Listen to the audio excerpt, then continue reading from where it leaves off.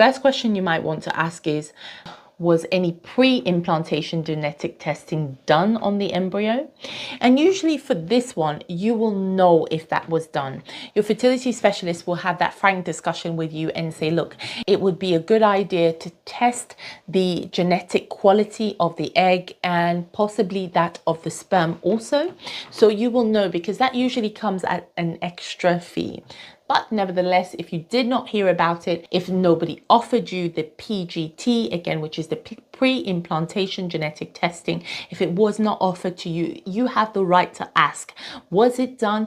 Why was I not offered this? And who knows, maybe it was done, but your fertility specialist forgot to mention it to you.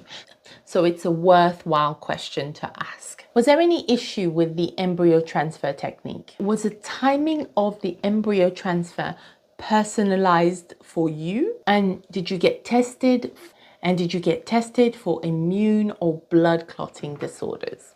Okay, let's break each of these questions down. But before we go on, I just wanted to remind you, ladies, that this initial appointment or the review with your fertility specialist is not a time to be apportioning blames or trying to pin the blame on the doctor or the lab. Think about it more from the point of view being a detective, because sometimes the missing piece is in the details. Before I continue with this video, have you subscribed? You know the deal on YouTube. Subscribing is free, liking is also free, and sharing is even more free.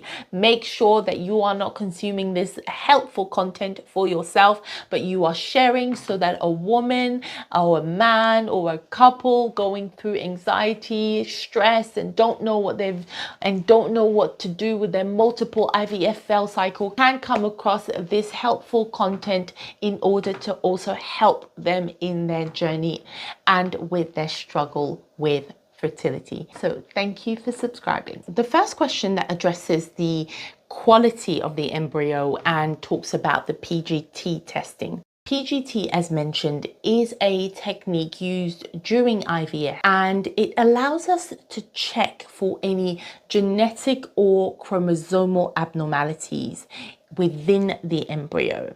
Or it can also be used to determine the genetic material within the egg by itself and within the sperm cells by themselves before the egg and the sperm cells are brought together in the Petri dish in the lab. And what that does, it helps us to determine the embryos or the gametes, and that's the eggs or the sperm, that have good genetic material and that are more likely to implant within the endometrial lining. And because if the genetic material within the egg or the sperm cell or even the embryo is of poor quality, implantation is likely to fail.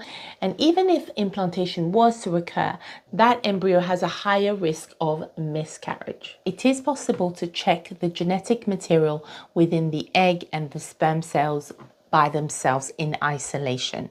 Okay, that can be done separately before fertilization happens, and that's more relevant when the man or the woman wishes to freeze their gametes. So they wish to go for egg freeze or sperm freeze. So we test the genetic material of the retrieved eggs, and we